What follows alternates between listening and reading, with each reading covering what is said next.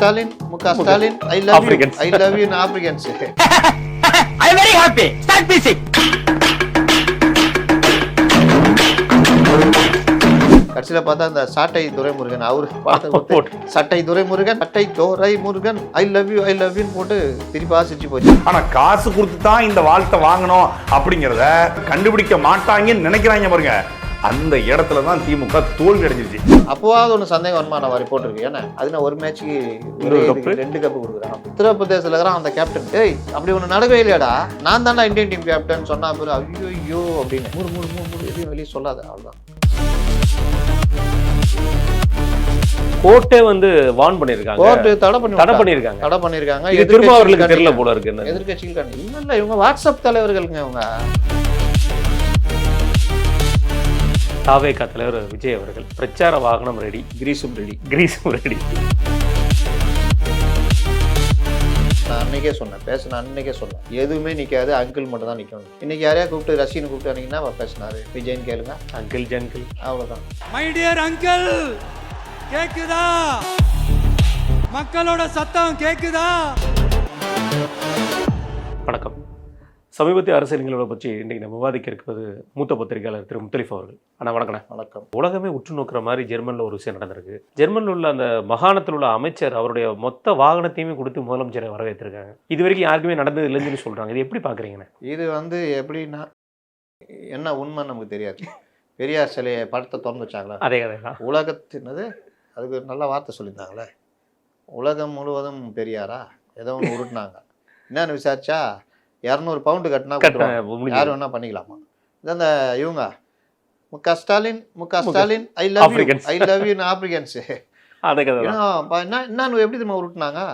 நீங்கள் பார்த்தீங்கன்னா இங்கே மலைவாழ் மக்களுக்கும் இவர்களுக்கும் இவர் செய்கின்ற பல்வேறு பணிகளை பார்த்து ஆப்பிரிக்காவில் இருக்க பழங்குடிகள் முக ஸ்டாலின் படத்தை வச்சு வாழ்த்துறாங்கன்னு உருட்டிட்டானுங்க. என்னடா அந்த மாதிரிலாம் நடக்காது, வாய்ப்பே இல்லையே. என்னடா இதுன்னு பார்த்தா அவனுக்கு குறிப்பிட்ட அமௌண்ட் கொடுத்தா நீ யாரை வேணாலும் பின்லேடன் ஐ லவ் யூ அப்படின்லாம் கூட சொல்லுவான்றதுல தான் அவனுக்கு பாவாங்க. விவசாயம் எதுவுமே இல்லை போல. ஆமாம். எது கொடுத்தாலும் நல்லா டான்ஸ் ஆடிட்டு வந்து சொல்லிட்டு போவாங்க வசனம். அந்த வீடியோ எடுத்து போட்டுக்க போ அப்படின்னு. கடைசியில் பார்த்தா இந்த சாட்டை துரைமுருகன் அவரு பார்த்து சட்டை துரைமுருகன் சட்டை தோரை முருகன் ஐ லவ் யூன்னு போட்டு சிரிச்சு போச்சா? இதை விட பெரிய சிரிப்பு ஞாபகம் இருக்குதா? இந்த ஆட்சி வந்த புதுசில் மாற்றுத்திறனாளி கிரிக்கெட். ஐயோ கப்பு, அது வேற கப்பு வேறண்ணே.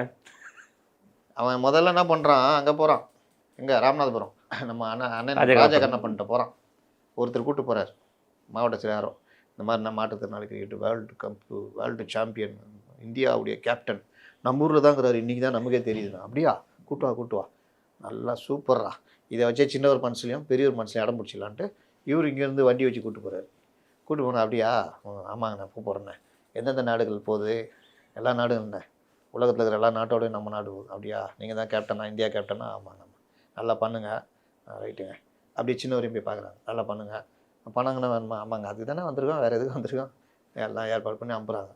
அவன் நேராக போய் நாச்சியப்பன் பாத்திர கடையில் 2 கப்பு, அப்புறம் 2-3 பேட்டு, ட்ரெஸ்ஸு எல்லாம் வாங்கிக்கிறான். கூட தள்ளுறதுக்கு ஒரு ஆள், அவனுக்கு கூலி எல்லாம் கொடுத்துட்டு, தலைவா வந்துட்டோம், ஜெயிச்சிட்டோம், வாடா என் சிங்கமே அப்படின்ட்டு கூப்பிட்டு இவ்வளோ பெரிய கோப்பை வச்சு போகுது. வெளியே பத்திரிக்காரனா எப்படி பண்ணீங்க? இந்த லக்ன பாண்டிகள் தானே, இவங்களுக்கு என்ன தெரியும்? நான் என்ன கேட்குறேன், நான் கேட்டேன் அந்த ரிப்போர்ட்டருங்களா, ஏண்டா தனி பேட்டிலாம் எடுத்தீங்களே, குறைந்தபட்சம் இந்தியன் டிசபிலிட்டி டீம் கேப்டன் அப்படின்னு போட்டால் கூகுள்லேயே வந்துடும், தெரிஞ்சிட போகுது.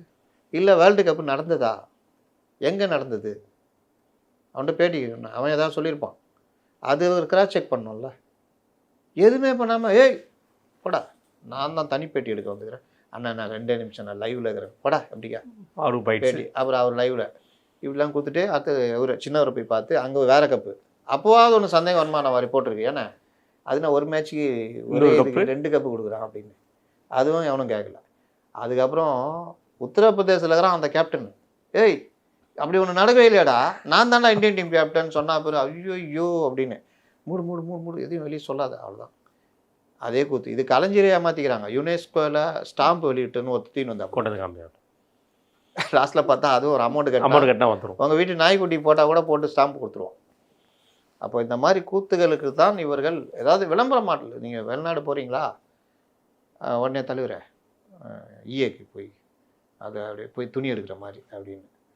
இங்கே போகும்போது சாதாரண கிளைமேட்டு, சாதாரண சட்டை போட்டாலே நமக்கு காண்டா இருக்கும், அவ்வளோ ஒரு இது வெயில். இவர் ஒரு இது சட்டை அது ஏதோ இது ஊட்டியில் இருக்கிற மாதிரி, வெளிநாட்டில் இருக்கிற மாதிரி மேலே ஒரு கோட்டு எல்லாம் போட்டுன்னு இங்கேயே அந்த வைப்பை கிரியேட் பண்ணிட்டாங்க. அங்கே போய் வேஷ்டி சட்டையில் பேசினுக்கிறார் நேற்று, பார்த்தீங்களா? அதனால் அங்கங்கே என்ன வேஷம் தமிழர்கள் தலைவர் நல்லா அந்த பொங்கலுக்கு இந்த ஐடி கம்பெனிலாம் சொல்லுவாங்கன்னா எல்லாம் இன்னைக்கு சவுப்பு சட்டை வெள்ளை வேஷ்டி கட்டு வந்துடணும், அந்த மாதிரி நேற்று சட்டை வெள்ளை வேஷ்டி போட்டு நேற்று ஒரு ஏன் சாதாரணமாக வேஷ்டி சட்டையில் இதில் இருக்க வேண்டியதுனா நீங்கள். அதே மாதிரி நான் நேற்று திருப்பூரில் வந்து அமெரிக்கா 50% வரி விதிப்புக்கு எதிராக வந்து ஒரு கண்டன போராட்டம் நடந்தது. அதில் தொல் திரும்ப அவர்கள் வந்து வரி விதிப்பில் அமெரிக்கா வீச்சிருக்கு நமக்கு வந்து ஃபைன் போட்டிருக்காங்க அப்படிங்கிற வார்த்தையை சொல்லியிருக்கிறாரு. அது மட்டும் பேசாமல் இப்போ புதுசாக கார்ப்பரேட்டில் பாசிசம் கொண்டு வந்துட்டாங்க, அங்கேயும் வந்து ஜாதி தான் ஜெயிக்குது அப்படிங்கிற ஒரு விஷயத்தை கொண்டு வந்திருக்காரு. இது எப்படி பார்க்குறீங்க? ஒரு தொழிலில் முன்னே இப்போ ஜாதியை கொண்டு வந்து நிற்கிற அளவுக்கு நேற்று எம்எம் அப்துல்லாவுடைய ட்விட்டர் கூட பார்த்தீங்கன்னா தெரியும், அமெரிக்கா நியாயப்படுத்தி போட்டிருக்காங்க, நியாயப்படுத்தி வச்சுருக்காங்க. என்னென்னா இந்த கிறுக்கன் ஒவ்வொரு காலகட்டத்திலையும் ஒரு கிறுக்கனுங்களை வருவானுங்க, அவங்களால உலக மக்களை துன்பத்தை அனுபவிப்பாங்க.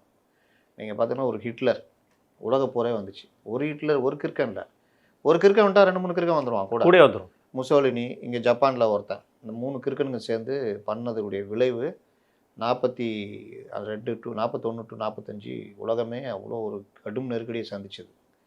சோவியத் யூனியன் மட்டும் தன்னுடைய குழந்தைகள் 3 கோடி பேர் இழந்தாங்க அந்த போரில், பல நாடுகளில் லட்சக்கணக்கில் இறந்து போனாங்க. ஆனால் இப்போ இதனுடைய விளைவு பல காலனி ஆதிக்கத்திலேருந்து பல நாடுகள் விடுதலை ஆகிற நிலைமை, கையை விட்டு போகிற நிலைமைலாம் நடந்தது. இந்தியாவுக்கு ஒரு பெரிய மாற்றம் கிடச்சிது, சோவியத் யூனியனால தான் இந்தியா கிடச்சிது. அன்றைக்கி ஹிட்லர் மட்டும் ஜெயிச்சிருந்தா நீங்கள் ஹிட்லர் கீழே போயிட்டுருப்பீங்க, இவன்கிட்ட தப்பி அவன்கிட்ட உள்ள கதையாக போயிருக்கும். அந்த ஆதிக்கத்தையே ஒழிச்சு விட்டாங்க. இப்போ 51% அந்த கிறுக்கன் வந்து போடுறான். இதனால் இந்த கிறுக்கன் வந்தால் பிறகு தான் இஸ்ரேலுடைய தாக்குதல் அங்கே ரொம்ப ஜாஸ்தியாக அதிகமாகிடுச்சு. நீங்கள் உலகத்தில் பட்டினி சாவு அந்த அளவுக்கு அங்கே நடந்துகிட்டு இருக்குது காசால. ஆனால் அதை தடுக்கிறதுக்கு ஐநா சபையே ஓப்பனாக சொன்னாலும் இந்த கிறுக்கன் சப்போர்ட் பண்ணிக்கிட்டு இருக்கிறான். இன்னை வரைக்கும் அவ்வளோ பிரச்சனை ஓடிக்கிட்டு இருக்குது. அந்த ஜெலன்ஸ்கியை வச்சுட்டு அங்கே சோவியத் யூனியனோட இது ரஷ்யாவோட வம்பு இழுத்துக்கிட்டு, அதனால் நமக்கே இங்கே பிஸ்னஸ் பல பாதிப்புகள் நடந்துகிட்ருக்குது. இவ்வளோத்துக்கும் காரணம் இந்த ஒரு மனிதர் இவன் உக்காந்துட்டு பண்ணுறது. அமெரிக்காவிலே யாரும் ஏற்றுக்கல, இந்தியாவோட தேவையில்லாத வம்பு வைக்காதீங்கன்றாங்க. ஏன்னா இது ஒரு நீண்ட கால உறவு, நீ திடீர்னு ஒரு கப்பல் போகிறத அப்படியே திருப்ப முடியாது, அந்த மாதிரி நீ திருப்புற பெரிய பொருளாதார பிரச்சனை வரும் நமக்குன்னு அங்கே இருக்கிற கோர்ட்டே வந்து வார்ன் பண்ணியிருக்காங்க, கோர்ட்டு தடை பண்ணியிருக்காங்க. திரும்ப அவர்களுக்கு தெரியல போல இருக்கு எதிர்கட்சிகள் இல்லை இவங்க வாட்ஸ்அப் தலைவர்களுங்க, இவங்க இங்கே வாட்ஸ்அப்பில் சுற்றுதில்லை. இப்போ எம்எம் அப்துல்லா போட்டதை எடுத்துக்குவாங்க, அதை எடுத்துகிட்டு பேசுவாங்க. இப்படி தான் வாட்ஸ்அப் தலைவர்கள். 51% போட்ட அமெரிக்காவை எதிர்த்து அமெரிக்கா தூதரக முற்றுகைன்னு பண்ணு பாராட்டுறோம். கம்யூனிஸ்டுகள் பண்ணியிருந்தாங்க, இப்போ எங்கே போனாங்க? 91 வாரில் நாங்களாம் இப்போ இருக்கிறோம், டைஃபியில் இருக்கிறோம்.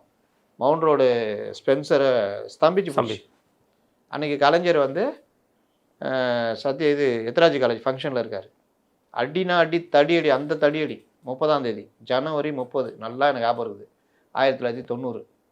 அவ்வளோ பெரிய தடியடி. அமெரிக்க தூதரகத்தை கண்டித்து இந்த கம்யூனிஸ்ட் கட்சி இடதுசாரிகள் பண்ண அடி, மறுநாள் ஆட்சியை கழிச்சிட்டாங்க. இவங்களுக்காக போராட்டம்.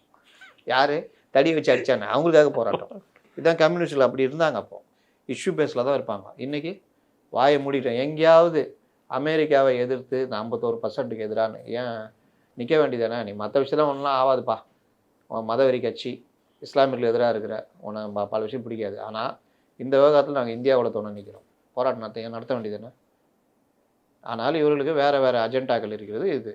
இப்போ அவனுடைய 51% பண்ணோன்னு எப்போதும் இல்லாத ராஜதந்திர நடவடிக்கை. நானே கூட ஒரு இதில் போட்டேன், இப்போ ட்ரம்பே கோடானு கோடி நன்றி, எதிரியாக இந்த China, Russia, India, Brazil, BRICS நாடு, ஜப்பான் எல்லாரையும் ஒன்று சேர்த்து இந்தியா ஒரு பெரிய கூட்டாளியில் சேர்க்க வச்ச நன்றியில் அங்கப்பான்னு போட்டு விட்டேன். ஏன்னா அந்த வேலை நீ பண்ணதுனால இன்னைக்கு நேற்று புலம்புறியா? எதிரிகள் கிம்மு வேற போயிட்டாப்ல இப்போ. ஆமாம். அப்போது இந்த பிராந்தி நீ என்னென்ன வேலை பண்ணியிருந்த? சவுத் கொரியா வச்சுக்கிட்டு அந்த செஞ்சின கடல் பகுதியில் போர் ஒத்திகை இல்லாத தொலைலாம் கொடுத்துருந்த. சைனாவும் இப்போ நார்த் கொரியா, இந்த சைடு இந்தியா, அங்கே பிரேசிலு, இந்த சைடு ரஷ்யா, இங்கே ரஷ்யா சேர்ந்த உலகத்தில் பாதிக்கும் மேற்பட்ட மக்கள் தொகை கொண்ட நாடுகள் ஒன்று. இன்னொன்று பிஸ்னஸில் பெரிய ஆட்கள். ஆமாம். இன்றைக்கி இந்தியாவும் சைனாலாம் வேறு லெவலு, ரஷ்யா வேறு லெவலு, இங்கே கொரியா மற்ற நாடுகள் பிரிக்ஸ் கண்ட்ரி, பிரேசில், இந்தியாவுக்கு இணையான ஒரு வளம் மிக்க நாடு, பெனிசுலா, உலகத்திலேயே பெட்ரோல் இது அதிகமாக பண்ணுறவன். இப்போ நீ 51% போட்டு இது பண்ணிட்ட, ரைட்டு, நான் மற்ற நாடுகளில் பார்த்துக்கிறேன். ஏன் 51% போட்டிய மெடிக்கல் இது போட வேண்டியதானே, போட மாட்டேங்க. மருந்து பொருள் போட வேண்டியதானே. நீ தான் தைரியமான ஆளாச்சா போட. இல்லாட்டி இங்கே இருக்கிற மருத்துவர்கள் எல்லோரும், இந்தியர்கள் எல்லோரும் வெளியேறணும்னு சொல்ல தைரியம் தான் சொல்லிப்பாரு, மறுநாள் அங்கே இதை படுத்துக்கும். அப்போது இந்த மாதிரி விவகாரங்கள்லாம் நம்ம இந்த நேரத்தில் நிற்கணும். ரெண்டாவது, இதெல்லாம் ராஜதந்திர நடவடிக்கை தானே. ஆமாம், இதை பாராட்டணும். அடிக்கடி வெளிநாடு போகிறான்னு கிண்டல் அடிச்சிங்களே, இப்போ போட்டதோடைய விளைவு தானே உனக்கு பெரிய அளவில் இன்றைக்கி ஒரு ஒற்றுமையை நோக்கி நகர்ந்துக்கிட்டு இருக்குது. இது வந்து சாதாரண விஷயமா? இது அணிசேரா நாடுகளுடைய தலைவர்னு ஒரு காலத்தில் இந்திரா காந்திக்கு நல்ல பேர் இருந்தது. கியூபா அதிபர் ஃபெடல் காஸ்ட்ரோ இவங்களை பதவி ஏற்க வச்சு அந்த காட்சியெல்லாம் பார்க்கலாம்.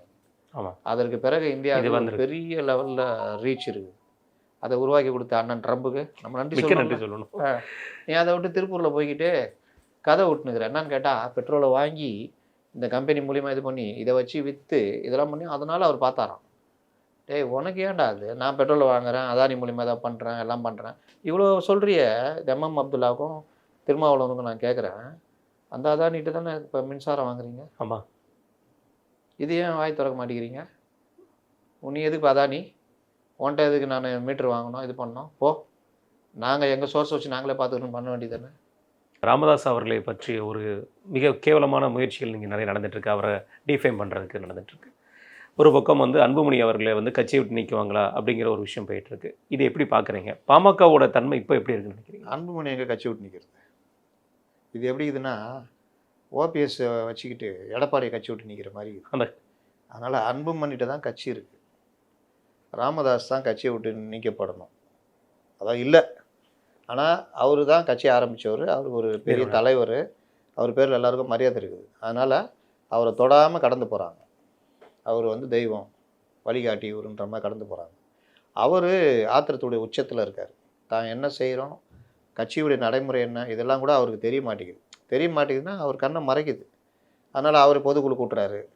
பொதுக்குழு யாருங்கன்னு கேட்டால், இதோ நான் இப்போ நியமிச்சிங்களா அப்படின்னு.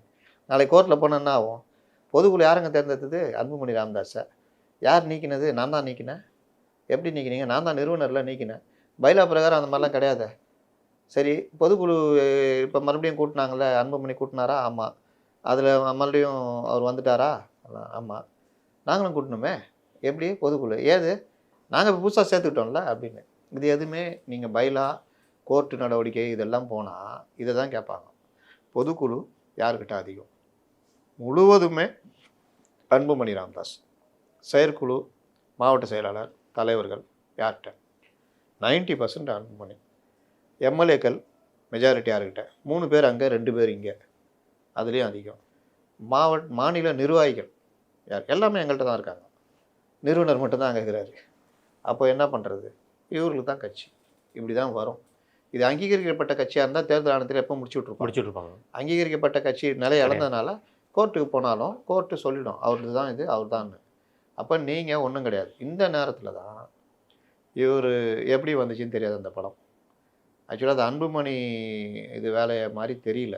அது பண்ண மாட்டார். அதை இவர்கள் எடுத்ததுலேருந்து இவங்க டீம்லேருந்து யாரோ அந்த இதை வெளியிட்டிருக்காங்க. அந்த படம் வெளியில் வந்துடுச்சு. வெளியில் வந்தோடனே இப்போ ஐயாவுக்கு கொஞ்சம் சிக்கல் டிஃபைம் பண்ணுறேன் அந்த இதாகுது. ஆனால் ஐயா வந்து இந்த அளவுக்கு பண்ணணுன்னு திமுக நினச்சி தான் வேறு மாதிரி பண்ணியிருக்கோம். அவர்களுக்கு ஐயா தேவை. பாமகக்குள்ளே குழப்பம் இருந்தால் தான் ராமதாஸ் இங்கே இருக்கார் திமுக கூட்டத்தில், அன்புமணி அங்கே இருக்கார், உண்மையான பாமக எங்களோட தான் இருக்குன்னு பிரச்சாரம்லாம் பண்ணும்போது மக்கள்கிட்ட ஒரு குழப்பம் வரும். அதுக்காக தான் இந்த வேலையெல்லாம் பண்ணிக்கிட்டு இருக்கிறாங்க. அவர் அதுக்கு துணை போக போகிறாரு. தேர்தலுக்கு பிறகு அந்த இதுவே இன்னும் இல்லாமல் போய் இருக்கிறவர்களும் கொஞ்சம் பேர் அரசியல் விட்டு, இப்போ இவர் ஜிகே மணிலாம் அரசியல் ஓய்வு தான். அப்புறமா அருள்லாம் வந்து நாளைக்கு இங்கே வர்றதுக்கும் வாய்ப்பு இருக்குது. இந்த மாதிரி தான் போகும். அதனால் கட்சி வந்து அன்புமணிகிட்ட இருக்குது. என்டிஏ பக்கம் வர்றதுக்கு தான் அதிக வாய்ப்புகள் இருக்குது. இறுதியான தாவேகா தலைவர் விஜய் அவர்கள் பிரச்சார வாகனம் ரெடி, கிரீஸும் ரெடி. எப்படி பார்க்குறீங்க இந்த பிரச்சார வாகனம் ரெடி? நம்ம ஆளை தான் வெளியே வர இன்னும் ஆளை காணும். அவர் வெளியே வருவாரா? சிங்கம் வேட்டைக்கு மட்டும்தான் வெளியே வரும். அதனால் சிங்கத்துக்கான வண்டி தயார், வாகனம் தயார் வேட்டைக்கு வர்றதுக்கு. சிங்கம் வேட்டைக்கு வர்றதுக்கு வாகனம்லாம் வச்சுட்டு வருது. அதனால் வேட்டைக்கு வருவார். இதெல்லாம் மேட்ரு இல்லைங்க. வாகனம்லாம் உங்களுக்கு ஒரு மேட்டரே கிடையாது. அந்த வாகனத்தை அவர் செக் பண்ணுவாராம், எல்லாம் பண்ணுவாராம். அப்புறம் கிரீஸ் டப்பா மற்ற வேலைகள்லாம் இருக்குது. என்ன பேச போகிறீங்க? ஈரோடில் ஆரம்பிக்க போகிறீங்க.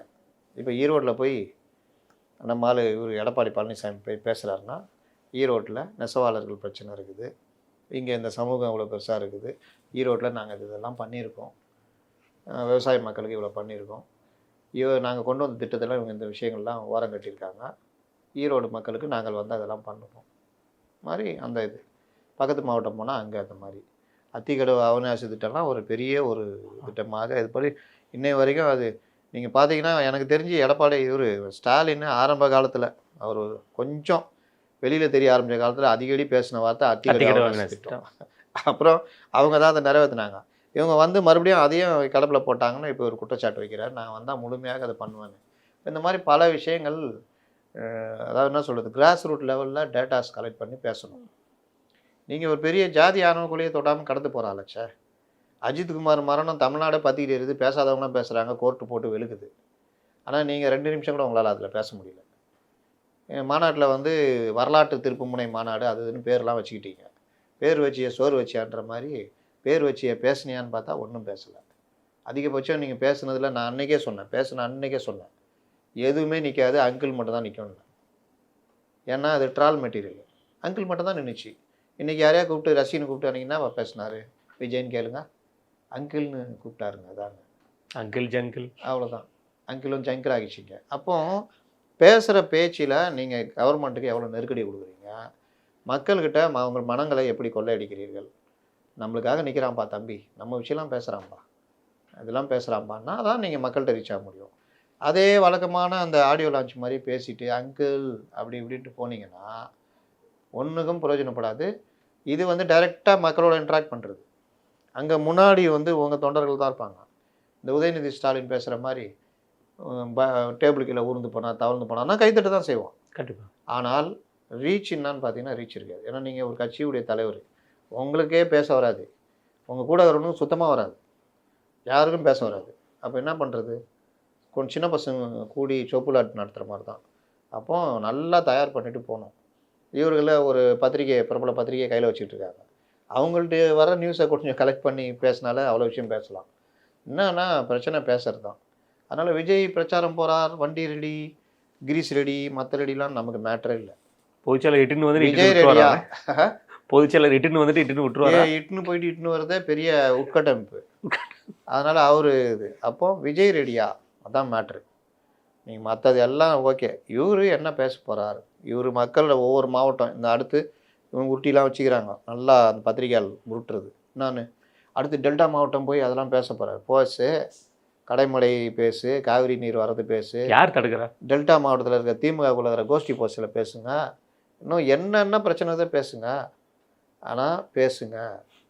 இங்கே அது எதுவுமே கிடையாது. அதனால் இவர் வந்து பிரச்சாரத்தில் நான் பல இடங்களில் சொல்கிறது என்னென்னா, டாஸ்மார்க் விவகாரத்தை எடுத்து, போதை பிரச்சனையை எடுத்து, மின்கட்டண உயர்வை எதிர்த்து, இந்த மாதிரி மக்கள் பிரச்சனை, பொதுவான பிரச்சனை எடுத்து பேசினாலே ரீச் ஆகிடுவார்.